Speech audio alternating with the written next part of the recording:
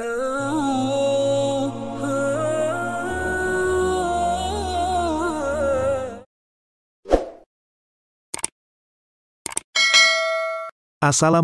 warahmatullahi wabarakatuh. Sahabat channel berbagi ilmu yang dirahmati Allah. Manusia yang meninggal akan memasuki alam baru yang disebut dengan alam kubur. Jika seseorang telah selesai dikubur, maka dia akan menuju alam barzah, yaitu alam penantian sampai hari kiamat datang. Alam barzah itu adalah alam yang memisahkan antara dunia dan akhirat, atau alam antara sesudah mati dan hari kebangkitan. Di alam ini manusia diberi nikmat jika ia beriman dan beramal saleh. Sebaliknya, jika ia banyak berbuat dosa, maka ia akan mendapat siksa yang tak terkira. Di alam barzah ini tak ada lagi siklus waktu. Tidak ada malam, dan tidak ada siang. Dari Ibnu Umar radhiyallahu anhu mengatakan bahwa Rasulullah pernah bersabda, sesungguhnya seseorang di antara kalian apabila mati, ditampakkan kepadanya setiap pagi dan petang kedudukannya.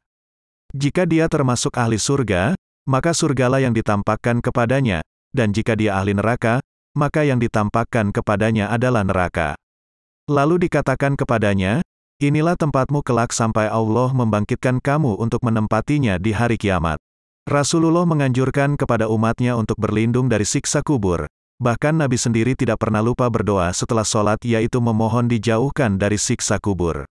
Diriwayatkan dari Abu Hurairah radhiyallahu anhu bahwa Rasulullah telah bersabda, jika salah seorang dari kalian selesai membaca tasyahud akhir, hendaklah berlindung kepada Allah dari 4 perkara, yaitu berlindung dari siksa neraka jahanam, siksa kubur, fitnah kehidupan dan fitnah setelah mati, serta fitnah Al-Masih Dajjal.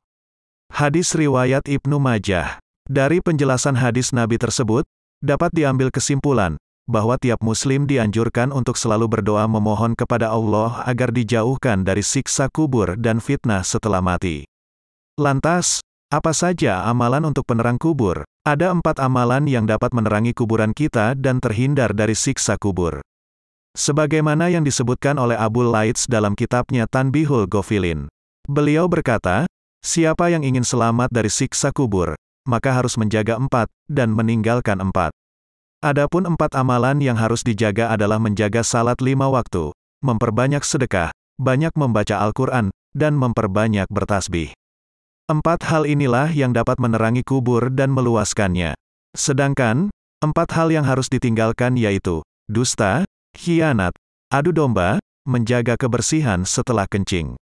Sebab Rasulullah bersabda, yang artinya, jika istinja atau membersihkan kemaluan setelah buang air kecil atau besar, jangan sampai ada sisanya, harus bersih dan tuntas. Dari pendapat tersebut, dapat kita ketahui, bahwa hal pertama yang dapat menerangi saat di alam kubur adalah menjaga sholat 5 waktu. Hal ini sangat penting karena ibadah sholat merupakan perintah langsung dari Allah, berbeda dengan ibadah yang lain. Ibadah sholat, secara khusus langsung diperintahkan Allah kepada Rasulullah tanpa perantara malaikat Jibril. Sebagaimana sabda Rasulullah, sholat adalah cahaya, sedekah merupakan bukti nyata. Sabar itu sinar, dan Al-Quran adalah pembelamu atau penuntutmu. Hadis riwayat Muslim. Kemudian yang kedua, memperbanyak sedekah, yaitu dengan bersedekah kita dapat meringankan beban seseorang yang membutuhkan. Dalam hadis riwayat Tabrani diterangkan, sedekah akan memadamkan api siksaan di dalam kubur. Jika anak cucu Adam mati, maka semua amal perbuatannya terputus, kecuali 3 hal, yaitu sedekah jariyah, ilmu yang bermanfaat, dan anak soleh yang mendoakan orang tuanya. Hadis riwayat Muslim. Yang ketiga, banyak membaca Al-Quran. Membaca Al-Quran merupakan suatu ibadah yang sangat dianjurkan. Dengan banyak membaca Al-Quran, maka hati kita akan menjadi tenang. Selain itu, dapat membuat pikiran kita segar serta memperkuat ingatan kita.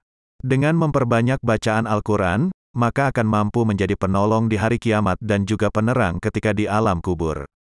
Seperti sabda Rasulullah berikut ini, bacalah Al-Quran, karena sesungguhnya di hari kiamat nanti, ia akan menjadi syafaat kepada orang-orang yang mengikutinya. Hadis riwayat Muslim. Selanjutnya yang keempat, memperbanyak membaca tasbih. Amalan ini sangat ringan diucapkan, tetapi sangat besar pahalanya. Membaca tasbih merupakan bentuk pengakuan kita, bahwa hanya Allah yang melebihi segalanya. Dengan memperbanyak bacaan tasbih, artinya kecintaan kita kepada Allah semakin dekat dengan kasih sayangnya. Hal tersebut yang mampu mendapatkan penerangan di alam kubur kelak. Rasulullah bersabda, dua kalimat ringan di lisan, berat di timbangan, dan disukai yang maha pengasih yaitu subhanallah wa bihamdihi, subhanallahul azim. Hadis riwayat Bukhari. Kemudian selain harus melakukan amalan, kita juga harus menjauhi larangan-larangannya yaitu, yang pertama, dusta atau berbohong, karena dusta merupakan perilaku yang dapat merugikan diri kita sendiri. Orang yang sering berdusta akan dijauhi oleh teman sekitarnya dan juga membuat dirinya tidak dipercaya. Kemudian yang kedua, khianat. Hal ini merupakan salah satu sifat mustahil bagi para nabi. Orang yang berkhianat akan mendapat azab dari Allah dan dibenci sesama manusia. Selanjutnya yang ketiga, yaitu adu domba, merupakan perilaku penyebab seseorang putus tali silaturahminya. Karena orang yang memutus tali silaturahmi juga akan mendapat siksa. Kemudian yang keempat, menjaga kencing agar benar-benar bersih.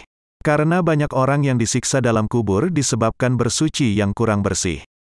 Sebagaimana diriwayatkan Bukhari dan Muslim dari Ibnu Abbas bahwa ketika Rasulullah melewati dua buah kubur, Rasulullah bersabda, kedua penghuninya sedang disiksa bukan karena dosa besar. Yang satu karena ia suka mengadu domba, dan yang lainnya karena tidak bersih saat membersihkan air seni atau istinja. Sahabat channel berbagi ilmu yang dimuliakan Allah. Marilah kita amalkan seperti yang sudah dijelaskan tadi, sebab sudah sepatutnya kita sebagai seorang muslim, untuk mengamalkan sesuatu yang sudah diperintahkan oleh Allah. Maka dari itu marilah kita perhatikan 4 perkara tersebut, agar kita semua selamat dari siksa kubur. Amin ya robbal alamin. Semoga bermanfaat. Wallahu a'lam bishawab. Wassalamualaikum warahmatullahi wabarakatuh.